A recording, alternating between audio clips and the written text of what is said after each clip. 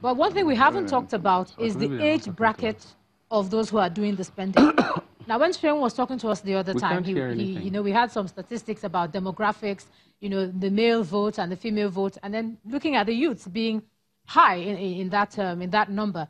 But then when you look at the age bracket of those who are sponsoring elections and spending this money, you don't find many of the youths there. So you've done a lot of work with the young people. How do you think it's going to pan out, even though they seem to have the numbers, but perhaps not the economic power? Numbers, but they don't have the money. The money is in the hands of a minority of individuals and of a minority of political parties. Not all the political parties are on the same level, and not everybody uses the same medium to communicate. So the younger ones will be using Twitter, Facebook, Instagram, and they'll be using those vigorously. Now, and we have to be honest with ourselves. Strategically, that's how the elections were won in 2015. I think lessons have been learned there. And so the young people have access to those, and they can be the communication strategists that devise the angles at which to deal with young people will use those. But unfortunately, it costs money to use them. But so also, when you look at the unfortunately, why is it unfortunate? Why is it unfortunate? Those people must make money too. It is a business. I recognize it as a business, but it's a business in which the young people have limited opportunity to access it. So now it's about access to the resources. Right. And so the reality for us is, yes, we have a large percentage of young people that are going to be voting. But let's be honest, who are they voting for? What are the processes in place to ensure that they know the candidates well enough? We don't really have to go far to see what happened, I think 2 days ago, Ogun State, and what's happening in a number of other states with regards to how young people have been influenced to behave in particular ways against other political opponents. So whilst we say young people and access to money, it's a real problem because those that have access are not giving them the money to do what they need to do it with. You understand what I mean?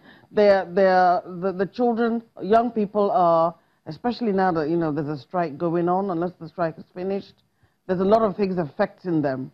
And yeah, I hear what you say about 2015, but when you look at the counter arguments, you find those who are a little bit older saying Twitter doesn't win elections, at least not in this part of the world, so they say, and that you have to have your roots in the ground. I was listening to an argument the other day, and the person was saying what it takes alone to mobilize party agents to every poll, to every polling unit is not £1. And, you look at the representatives in the House of Representatives, you have people in the Senate. So it's a whole major operation. I don't know how it's going to work. And therefore, you see that young people are deliberately excluded. Because if you're talking about mobilizing party agents, the average young person doesn't have that kind of resources. I may not necessarily have the networks to tap into to bring that kind of money. Secondly, they may not even belong to those large political parties that have the networks to bring in that kind of money.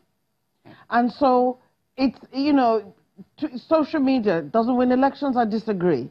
I think social media is a big influencer on who a young person is going to vote for, why they're going to vote. But it's also an influencer in ensuring that false news is spread. So it's a double-edged sword. Mm-hmm. Well, well, I guess maybe one way to put this is to say that they're not too young to run, but they're too poor to run. Absolutely. Let's not put it like that. They're too poor because, again, if it comes to that, what we're looking at is that if you start off, and that comes back, the issue of finance comes back to the issue of ambition. Many people ask the question why, for someone who's coming into politics for the first time, you start off by being a presidential candidate, knowing fully well that being a presidential candidate entails getting 25% of the votes in 24 states, apart from getting an overall majority across the country. Expression of interest form. The expression of interest forms, and all that. You calculate all of that, and then you say you want to start by But being you see, the presidential. problem... But is it all about money, though? Is it all about money? Shouldn't there be creativity? It is a teenager that started Facebook. It's a teenager or slightly younger that started Microsoft, etc. Fortunately or unfortunately, those were not political processes. No, they're not. But it comes into the political process. Somebody, a young first-term senator, in the name of Barack Obama, had 3 million contributors, contributing $10 to $15 a month. That's true. A month. That's true. Now, a young person that has the power of ideas could mobilize such in a place like Nigeria. How? Not No, but given our statistics, probably down the road. Down the road, not 2019 Nigeria. No, but I was 23.1 million no, I was people unemployed. No, 23.1%. It's more than that. And the youth unemployment is even higher. That's about. But you see, we are assuming that democracy equals election. There are more variables that go into a democratic process, which includes freedom of the press, strong institutions, strong and autonomous institutions, a culture of freedom and objectivity. So that all of this come together. So the election process in Nigeria, with all due respect, has been a commercial enterprise. You talked about 120,000 polling units. Yes. And yes. The reality is that you need about almost 10 to 12 billion naira. Why do I say this? Because you have to actually have your own agents, and it's not 5K, please, for God's sake. Mr. Irani, I'm sorry. At the point at which you just hold that thought, Yeah. we're going on break. We'll come back and you continue. Then we'll come back to you, Ms. Obibi, and then we'll go to Abuja and take Abiodun Ajijola with more of this, because we want to get this really sorted out so that people who are listening get something from that shit. Thank you. After the break.